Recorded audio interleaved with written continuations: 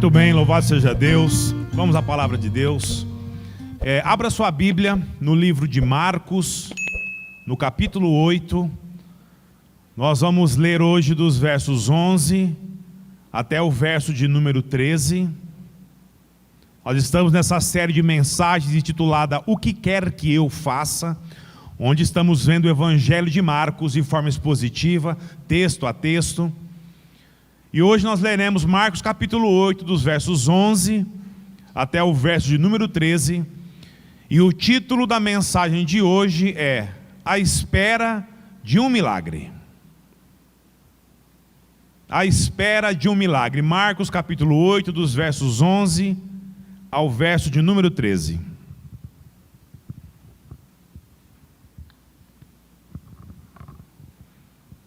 Diz assim a palavra de Deus. Aliás, segura um pouquinho, meu irmão. Deixa aberto e segura aí. Um frequentador de uma igreja, de uma determinada igreja, escreveu a seguinte mensagem para o jornal local da cidade a qual ele vivia. Ele dizia assim: eu tenho ido à igreja por pelo menos 30 anos. E durante esse tempo eu devo ter ouvido umas 3.000 pregações, mais ou menos. Mas com exceções de uma e de outra, eu não consigo me lembrar da maioria delas.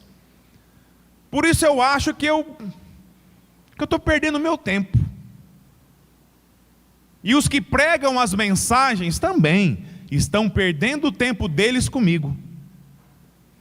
Talvez se eu tivesse presenciado algum fato, algum acontecimento extraordinário do poder de Deus, algum milagre inexplicável, talvez isso poderia me auxiliar com a minha fé.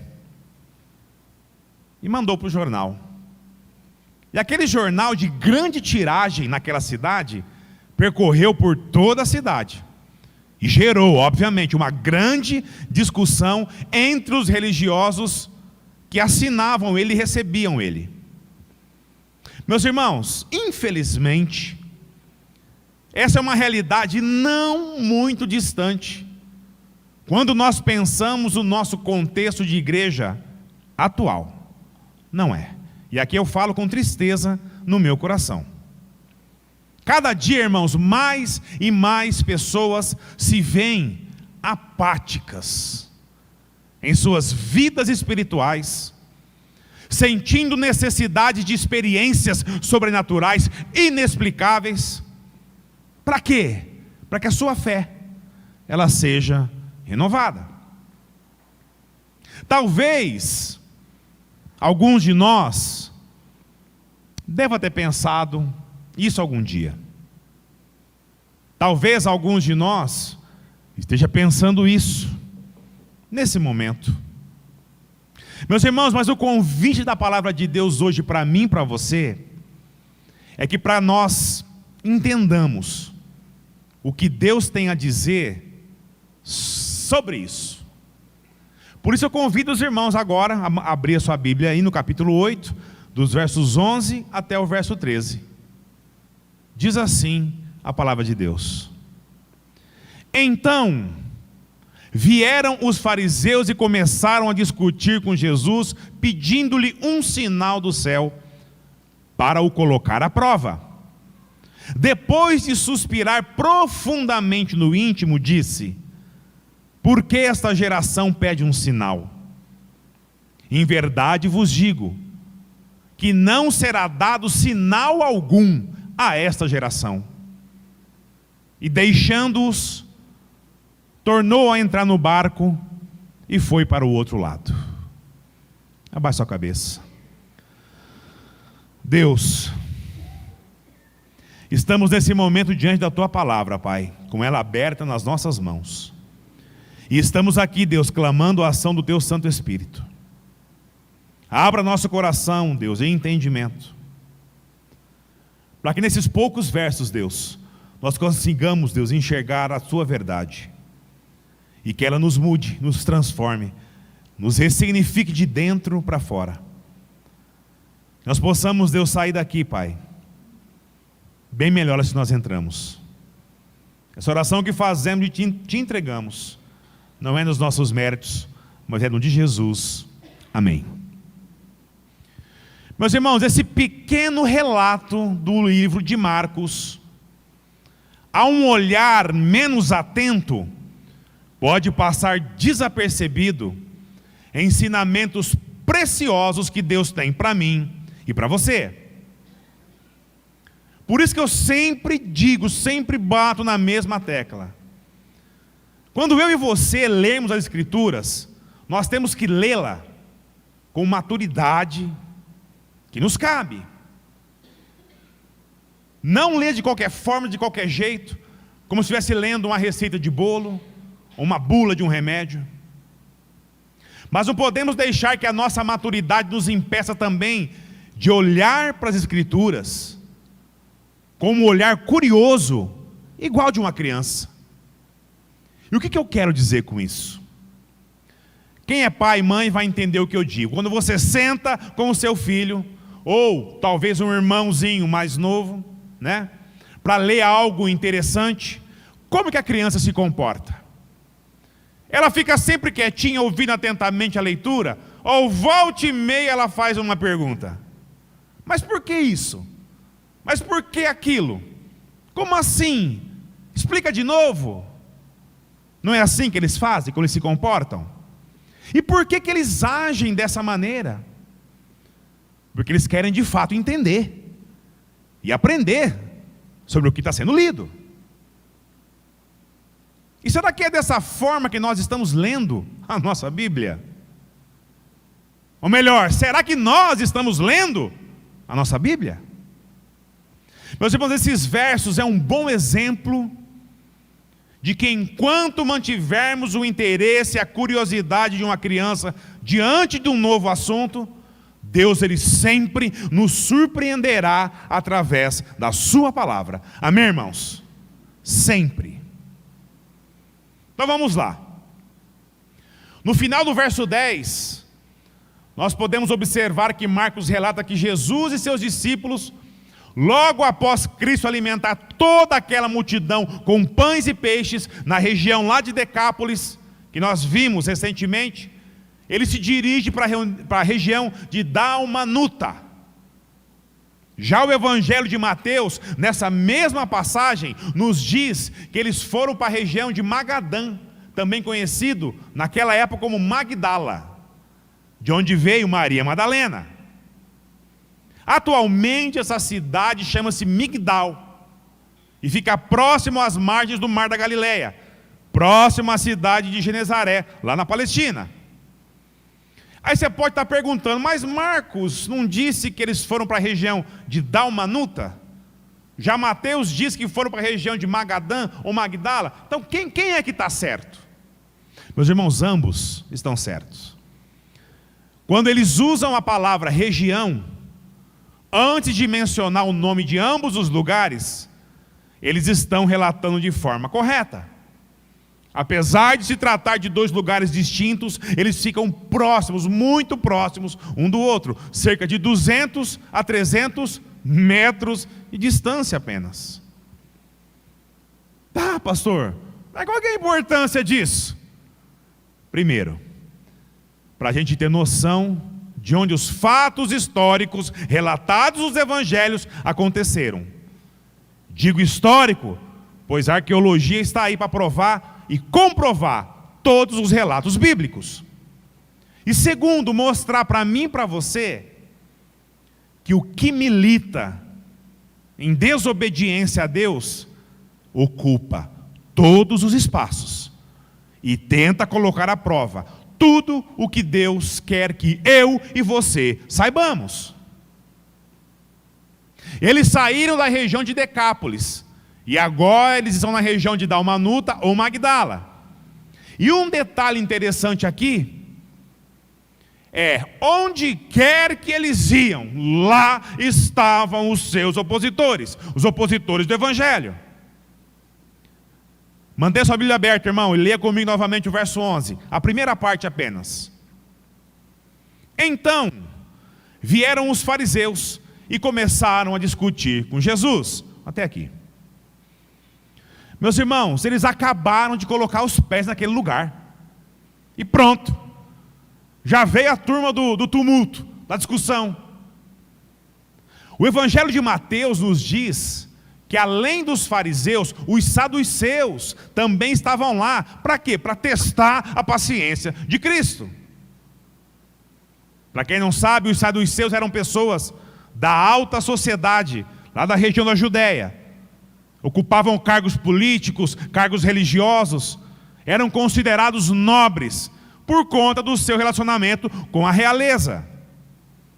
Na verdade, eles formavam o quê? Uma seita, assim como os fariseus, como os essênios, que em outras palavras seriam, nas palavras de os socialistas daquela época. Eram esses caras aqui. Mas o fato é que eles estavam lá, sempre estavam lá. Onde quer que Jesus e os discípulos iam, eles estavam lá, sempre dispostos, sempre abertos ao quê? A uma boa discussão. E quando eu falo discussão aqui, é no mau sentido, pois eles não tinham interesse algum em aprender absolutamente nada com Jesus, muito pelo contrário. A ideia era colocar em dúvida, em xeque, tudo o que Jesus ensinava. E aqui eu vou fazer uma pergunta para a igreja. Será que esse tipo de gente é possível encontrar hoje em dia? O que você acha, irmão? Será que pessoas com esse tipo de comportamento a fim de causar apenas o quê? Dúvida, discórdia? Será que eu e você conhecemos pessoas assim? Talvez no seu trabalho, onde você estuda. E Jesus, ele falou o quê? O que ele falou para esse povo? Aliás, o que esse povo falou para Jesus? Vocês são tudo doido. Vocês ficam falando coisas aí que vocês não sabem. Nós é que sabemos. Será que pessoas com esse tipo de comportamento você encontra talvez na sua escola que você estuda? Talvez o seu vizinho, a sua vizinha? Que tudo que você fala é colocado em xeque. Tudo que você fala, você abre a boca, alguém vem te censurando, alguém vem falando que não, você não sabe disso, quem sabe sou eu.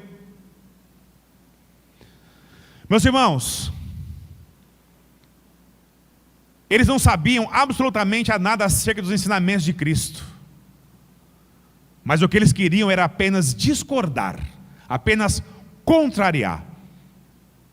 E a pergunta que fica é por quê? Por que será que essas pessoas agem dessa maneira? Salmo 19, de 9 a 12, preste atenção. O temor do Senhor é limpo e permanece para sempre. Os juízos do Senhor são verdadeiros e inteiramente justos. São mais desejáveis que o ouro, sim, do que muito ouro puro, mais doce do que mel que goteja dos favos. Também o teu servo é advertido por meio deles, e há grande recompensa em segui-los. Quem pode discernir os próprios erros? Absolva-me dos que me são ocultos. Davi sabia que o temor ao Senhor era a chave para tudo na sua vida. E ao passo que ele mais desejava, também ele era o que mais advertido por meio dele. Davi sabia que não tinha capacidade de discernir os problemas do seu coração. Por isso, incessantemente, ele pediu o quê? Clemência a Deus. Somente a proximidade com a luz divina é que vai evidenciar os problemas do meu e do seu coração. As pessoas com esse tipo de comportamento, irmão, desconhecem os seus próprios problemas, assim como Davi. Mas a diferença é que Davi tinha temor a Deus. Já o incrédulo, ele não está nem aí. Eu costumo dizer que o incrédulo, ele vai mais longe do que os próprios demônios. Pois a Bíblia nos diz que os demônios sabem sobre Deus e o que? Tremem. E o incrédulo? Ele ultrapassa toda e qualquer barreira. Ezequiel 33, 18 a 20. Presta atenção. Quando o justo se apartar da sua justiça, praticando a maldade, morrerá nela. E quando o ímpio se converter da sua maldade e praticar a retidão e a justiça, viverá por estas. No entanto, dizeis: o caminho do Senhor não é justo, mas eu julgarei a cada um de vós conforme os seus caminhos, ó casa de Israel. Meus irmãos, Deus irá julgar todos conforme o caminho que nós decidimos trilhar. Mas essas pessoas não tinham o quê? A mínima noção disso. Meus irmãos, por isso nós temos que orar a Deus para que Ele nos abra o entendimento. E também o entendimento dessas pessoas, antes que seja tarde demais. Se Deus tiver misericórdia, se ele for um salvo em Cristo, o trará para a luz, onde poderão enxergar o quê? As transgressões e abandonar a sua incredulidade. E os que insistirem na sua incredulidade, assim diz o Senhor: eu julgarei a cada um de vós conforme os seus caminhos, ó casa de Israel. Continua a leitura do verso 11 comigo. Segunda parte. Pedindo-lhe um sinal do céu, para o colocar à prova. Meus irmãos, Jesus aqui claramente afirma quão ignorante é acerca das coisas do reino desse povo, esse bando de religioso. Eles se gabavam de serem os mais respeitados estudiosos das leis de Deus. E aqui em Marcos não há esse relato, mas em Mateus sim. Jesus faz uma comparação bem interessante sobre o grande conhecimento daqueles religiosos com o conhecimento de um simples camponês qualquer. Mateus 16, de 2 a 2, presta atenção no que Jesus disse. Mas ele lhes respondeu: ao cair da tarde, dizei que fará tempo bom, porque o céu está avermelhado. E pela manhã dizeis: hoje haverá tempestade, porque o céu está um vermelho sombrio. Sabeis interpretar o aspecto do céu, e não podeis interpretar os sinais dos tempos. Como que se dissesse: vocês são tão entendidos em escrituras, como um analfabeto diante das palavras. Vocês têm capacidade de prever se vai chover, apenas vendo a cor do céu, mas não conseguem compreender o que passam a vida estudando. E olha que aquele povo, aqueles homens dedicavam boa parte do teu tempo ao estudo das Escrituras, do Pentateuco, dos 5 primeiros livros da Bíblia, as leis dadas por Deus a Moisés, os salmos de Davi, os provérbios, Eclesiastes de Salomão. Eles estudavam tudo sobre os profetas, e mesmo assim não conseguiam compreender o que dizia as Escrituras, que estava ali, diante dos seus próprios olhos. E a pergunta que fica para mim e para você é a seguinte: será que se Jesus fizesse cair fogo do céu, como Elias fez pela vontade do Senhor, aquele povo passaria a crer nele? O que vocês acham? Sim ou não? Meus irmãos, eles vinham acompanhando Jesus por todos os cantos que Jesus andasse. Eles viram com seus próprios olhos os sinais e maravilhas que Jesus realizava por tudo quanto era lado. Eles presenciaram a cura milagrosa daquele endemoniado lá dentro da sinagoga deles mesmos. Lá em Cafarnaum, a cura do leproso, lembra? Que suplicou de joelhos que o curasse. Aquele paralítico que foi trazido de maca, tendo que ser descido pelo telhado para alcançar o Senhor. Eles presenciaram a cura daquele homem da mão ressequida no dia de sábado.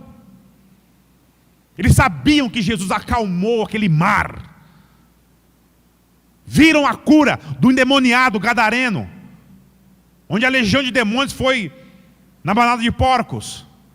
Eles viram Jesus ressuscitar a filha de um deles, o fariseu Jairo. Viram o milagre da cura da mulher com fluxo de sangue.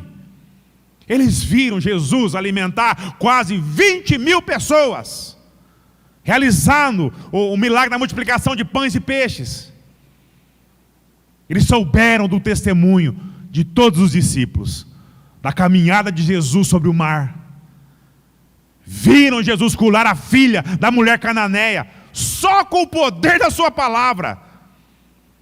Depois viram o quê? O milagre de devolver a audição e a fala daquele surdo mudo lá em Decápolis. Depois eles viram o quê? Novamente Jesus multiplicar pães e peixes e alimentar toda a multidão que seguia. Eles viram, testemunharam pessoalmente, ouviram o testemunho de multidões, e mesmo assim, após presenciarem tudo isso, pediram-lhe outro sinal. Tudo que presenciaram, os testemunhos até ali, não era suficiente. Eles queriam o quê? Mais. Eles queriam mais. E para quê? Para quê? Para se converterem? Não. E Jesus sabia disso. Aí eu pergunto a você, meu irmão e minha irmã, assim como os discípulos, assim como toda aquela multidão, assim como aqueles religiosos, eu e você também sabemos de tudo o que Jesus fez. Será que nós cremos de fato nisso? Será? Deveríamos crer. Crer em tudo que as Escrituras nos afirmam acerca daquele que redimiu eu e você. Então, o que podemos dizer acerca dessa multidão de pessoas que se dizem servas de Cristo, que assim como os discípulos do passado, também sabem tudo o que Jesus fez, mas ficam aí, às voltas, culto após culto, esperando, desejoso, sempre o quê? O próximo sinal, sempre o quê? O próximo milagre. Como se a sua fé só se manterá ou aumentará se Deus fizer milagres na sua vida. Meus irmãos, o desejo disso em algumas pessoas, e aqui eu estou falando com pessoas que estão aí, lotando bancos de igreja, é tão grande, é tão avassalador, que infelizmente podemos presenciar coisas absurdas atribuídas a Cristo, em nome dele, em tantos lugares espalhados por aí. Não precisa ir longe, dá uma volta na cidade que você vai entender o que eu estou falando. Essas pessoas, elas não se dão conta que com esse desejo exacerbado acabam se tornando o que? Presas fáceis para falsos mestres, charlatões de toda espécie, aproveitadores da fé alheia,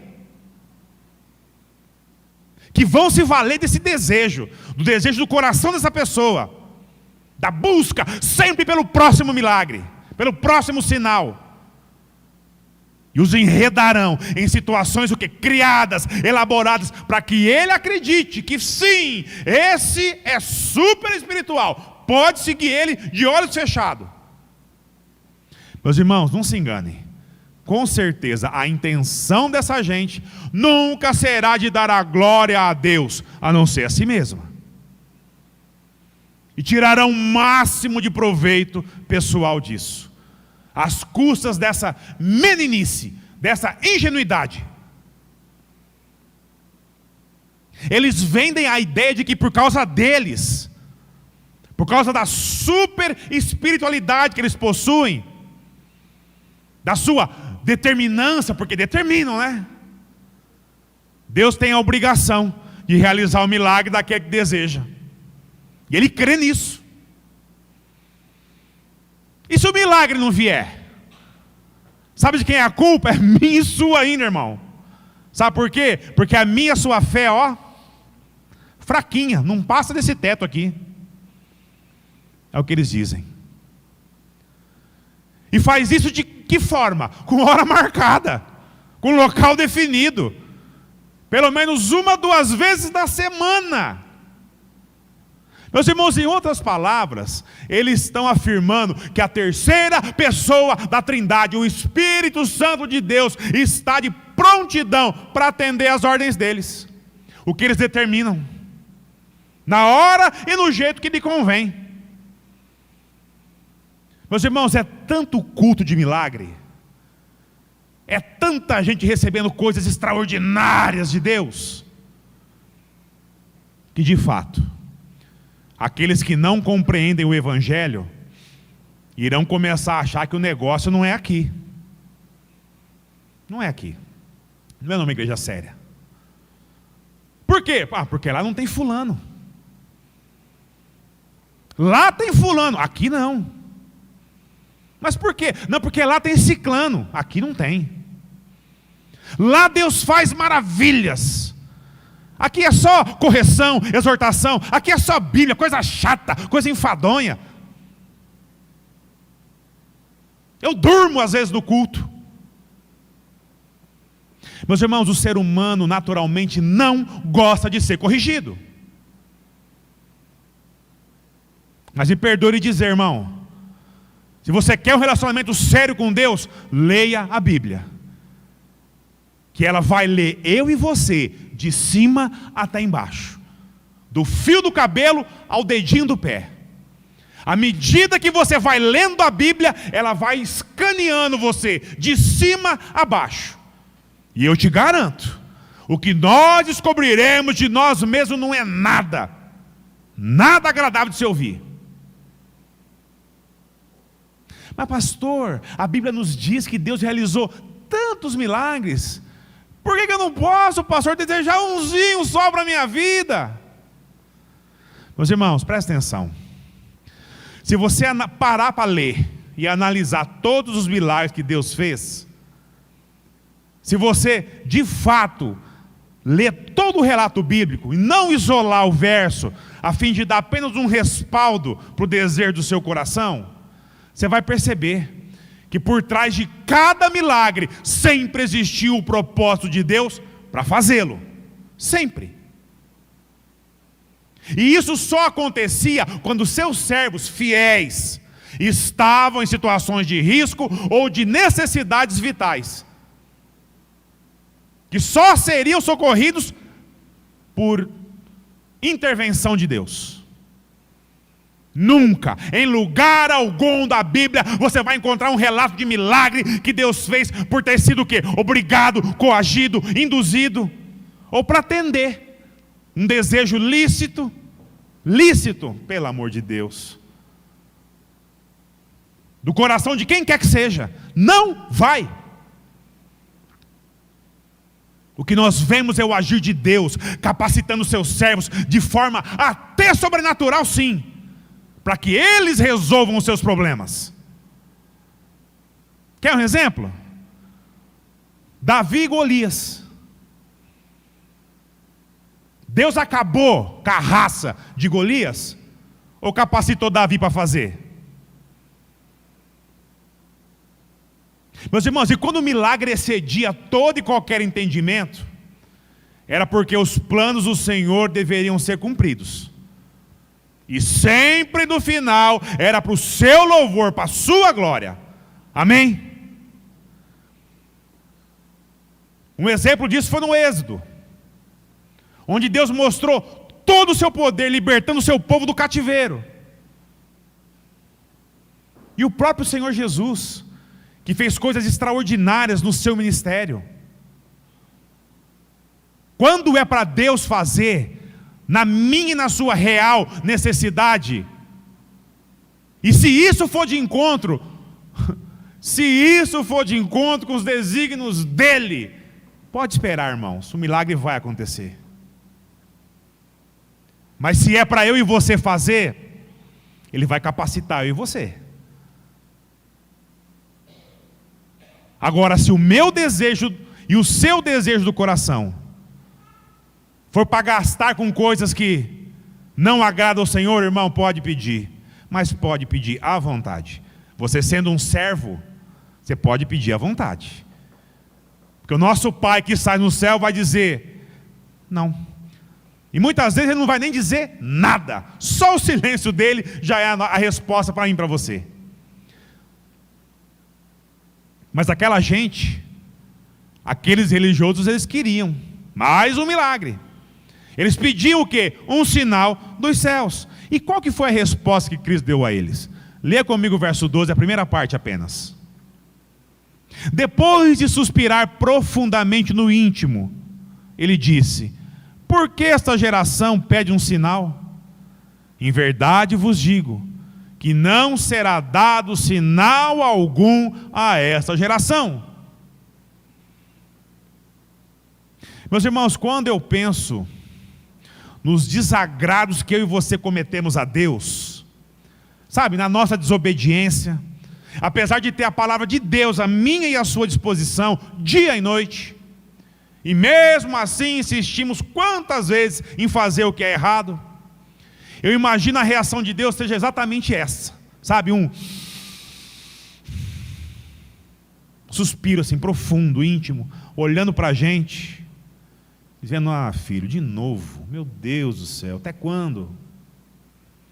Sabe, uma mistura de desaprovação com um certo desânimo. Tipo assim, como vocês conseguem fazer isso?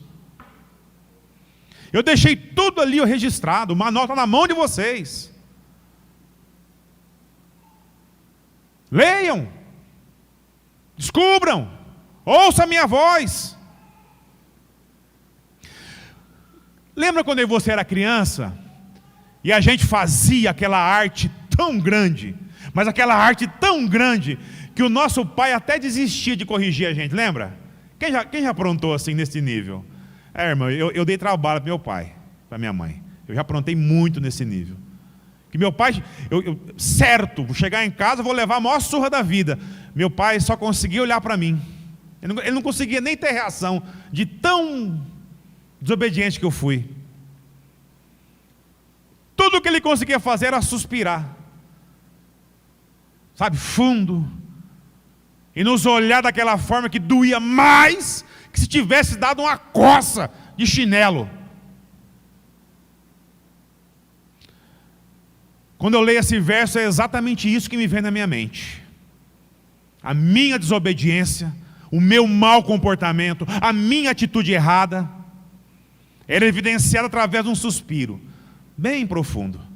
E aquele olhar assim, de reprovação, porque ele tinha ensinado tantas vezes. Aí, mais do que depressa, a gente pensava assim, rapaz, agora eu ofendi. Agora eu ofendi mesmo. Meu Deus do céu, o que eu faço agora? Aí eu passava o quê? O dia inteiro tentando agradar o pai de tudo quanto é forma. Sabe? Para obter o quê? O perdão dele. É ou não é? Não fazemos assim?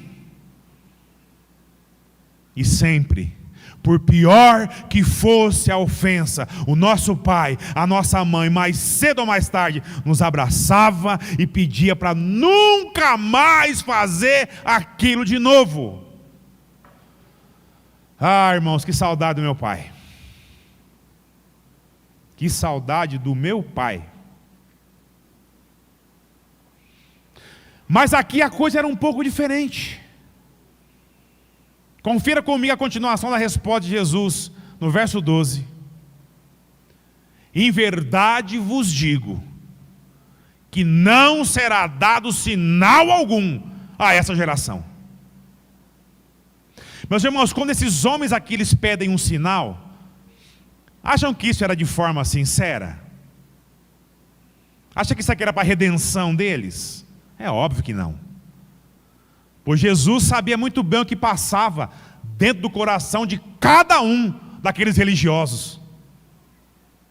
No Evangelho de Mateus, o relato nos mostra que Jesus diz àqueles homens que o único sinal que seria dado àquela geração má e incrédula era o de Jonas.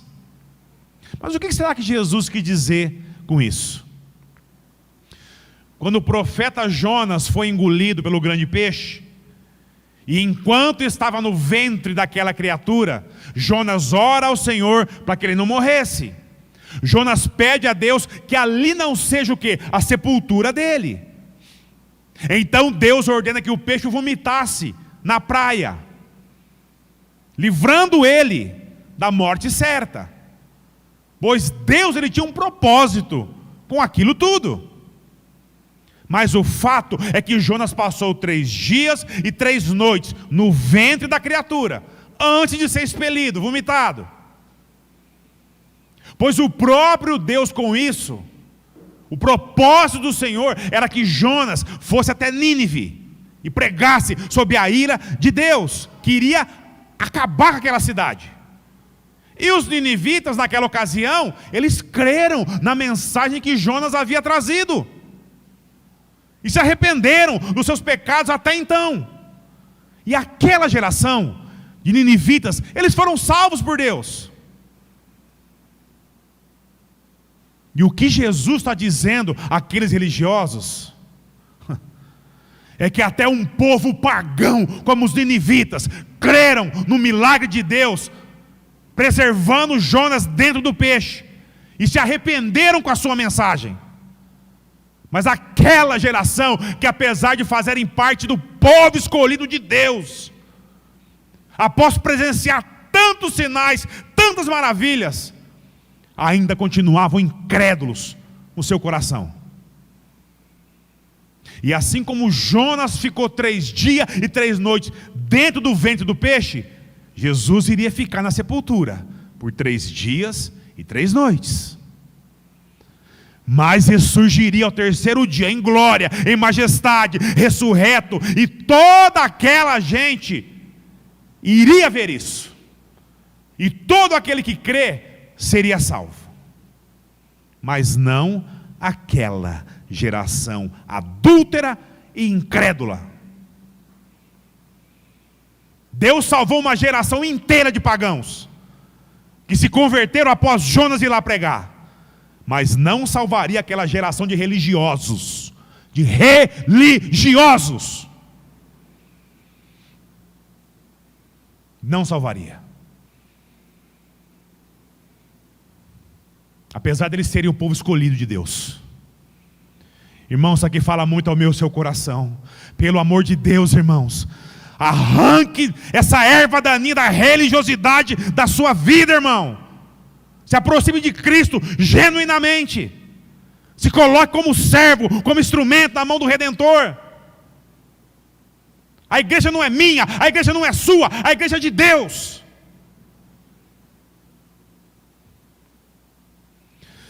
Aqueles religiosos, eles desagradaram tanto a Deus, que do céu só viram o quê? Silêncio.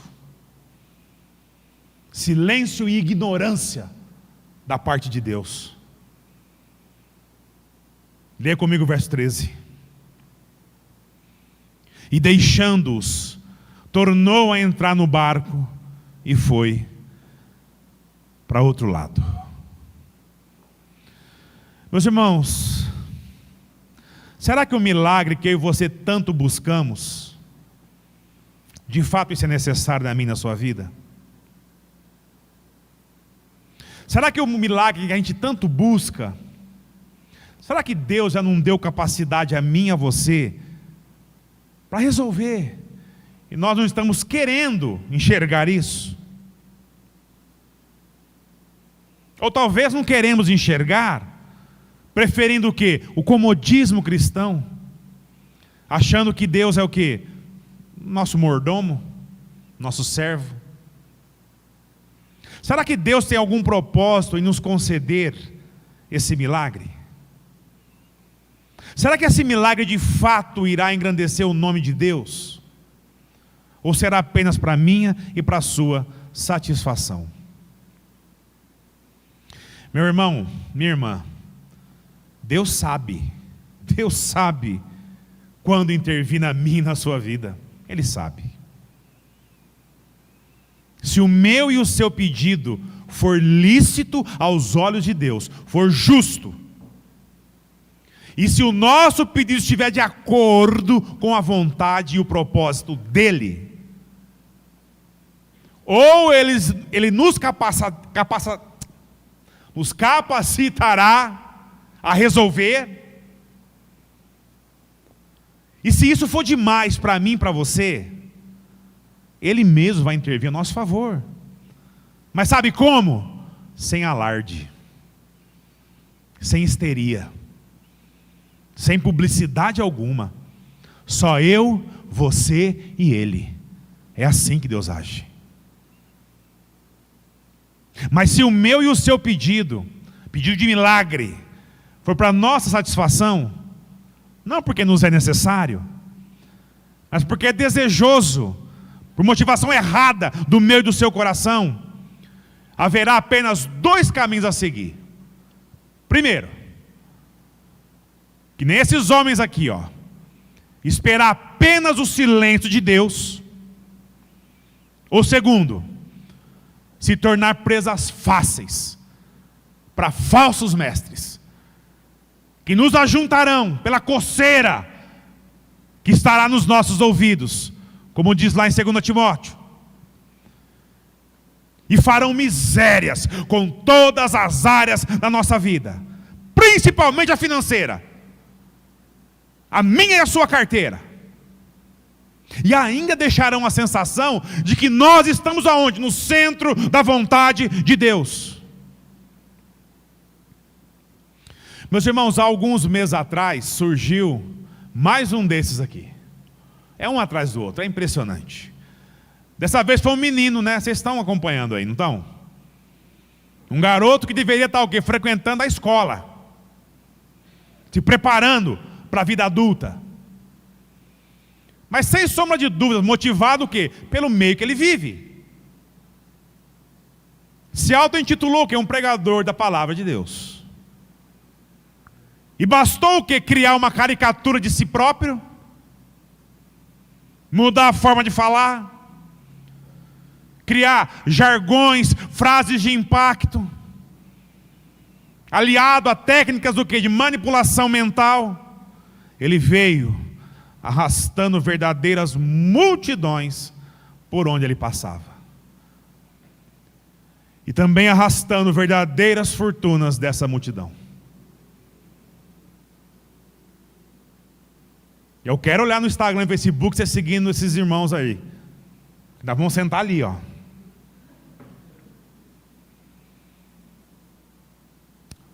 Verdadeiras fortunas levando esse povo. E a coisa era toda tão absurda, que eu não sei se ele passou a crer em si mesmo, ou foi apenas o que? Irresponsabilidade, para não dizer loucura. Ele passou a determinar curas de doenças graves de pessoas. Muitas ainda em tratamento, como leucemia, por exemplo, rasgando diagnósticos, ordenando interrupção de tratamento, pois Deus havia revelado a ele o quê? O milagre que já se fazia presente na vida daquela pessoa enferma. Pode rasgar tudo isso aí, confia, estamos juntos, confia em nós. Irmãos, isso é surreal, isso é inacreditável. E o povo? O povão. O povão ama isso. O povo venera isso, o povo corre atrás. O que tem de crente que me manda esses vídeos? Eu não sei se estão me testando, não sei. E em meio a toda essa loucura, surpreendentemente, a nossa justiça resolveu intervir e proibiu esse garoto de pregar nessas igrejas, alegando que a sua total irresponsabilidade em intervir em questões que são estritamente médicas.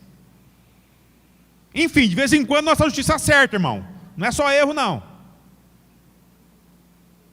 Mas pergunte a opinião do povo que segue essa gente, que segue esse menino. Deus do céu, Deus de misericórdia. A nossa geração de crente é uma geração doente, irmãos. Uma geração rasa, superficial, infantil, tola. Fuja disso. Se abstenha disso. Isso em nada agrada a Deus. E a Bíblia está repleta de relatos do destino de toda essa gente. Fique longe disso. Não se coloque em oposição a Deus. Volte-se a Cristo, apenas a Cristo e a sua palavra. Amém? Lembra daquele homem do início do jornal, que eu falei do início?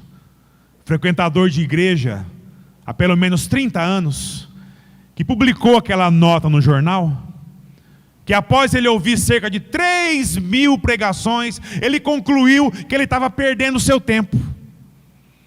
E em vão tomando o quê? O tempo do pregador. Que talvez tivesse acontecido algo extraordinário, algum milagre, algum sinal. Durante a sua caminhada, nesse período de 30 anos de mero frequentador de igreja, talvez a sua fé poderia estar o quê? Mais forte, mais fortalecida. Lembram disso? Essa matéria que ele publicou no jornal causou sim uma grande discussão no meio religioso. E acabou resultando numa sábia resposta de um outro leitor, que foi divulgada pelo mesmo jornal. O outro leitor disse assim: presta atenção. Eu estou casado há mais de 30 anos com a minha esposa. E durante todo esse tempo ela tem cozinhado para mim cerca de 9.000 refeições. Mas com exceção de uma ou outra, eu não consigo me lembrar da maioria delas. Mas de uma coisa eu sei: todas elas me alimentaram, todas me nutriram. E me deram forças necessárias para realizar as minhas funções, as minhas tarefas como pai, como marido, como esposo. Sem essas refeições, tanto eu quanto os nossos filhos estaremos desnutridos, fracos, apáticos ou fatalmente mortos. Da mesma maneira, se nós não tivéssemos ido à igreja para alimentar a nossa vida, a nossa alma, tanto eu quanto a minha família estaremos o quê? Mortos espiritualmente. Quanto ao milagre extraordinário, nós também não presenciamos nenhum durante todo esse tempo. Mas você quer saber? Nós não precisamos presenciar nenhum milagre de Deus para que isso fortaleça a nossa fé. Nós sabemos quem é o nosso Deus. Ele termina dizendo: se formos agraciados algum dia, se formos merecedores de presenciar algo inexplicável ao olhar humano, nós louvaremos e engrandecemos o nome apenas do Senhor. Amém, igreja?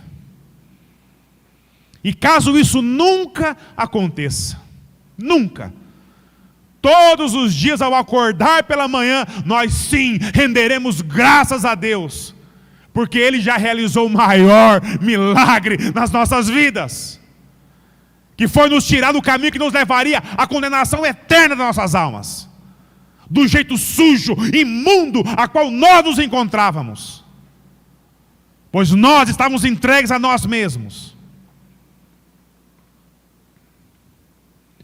Igreja, Deus se revela a nós todos os dias, de forma ordinária, nas pequenas coisas que nos cercam. Não permita, irmãos, que o desejo do coração nosso, apesar de parecer lícito aos olhos de Deus, nos afaste dele. Por favor. Se for passível a nossa resolução de algum problema, fique em paz. Deus vai capacitar eu e você. Ele vai capacitar. E caso não seja possível de eu e você resolver, se o problema de fato for vital à nossa vida, necessário, Ele assim o fará. Sem alarde, sem trombeta tocando, sem histeria, sem hora, sem lugar marcado. E o mais importante, se o problema insolúvel for para o nosso crescimento espiritual, irmãos, Ele pode decidir até não resolver. Não resolver. Mas Ele nos sustentará em meio a todo esse problema, para que nós aprendamos com Ele. E nós jamais deixaremos de lhe render graças, porque Ele é o meu e o seu Deus, o nosso Pai que está nos céus, que nos redimiu através de Cristo, seu Filho amado. Esse sim, realizou o maior milagre que eu e você poderíamos receber, que é a coroa da vida eterna. Amém, igreja? Fuja disso. Fuja dessas ofertas do mundo. Isso vai pipocar na tua mão a cada dia. Fuja disso. Não se coloque em oposição a Deus. Seja fiel a Cristo e às Escrituras Sagradas. A palavra de Deus diz: o que for acrescentado ou retirado disso, considere maldito. Abaixe sua cabeça, vamos orar.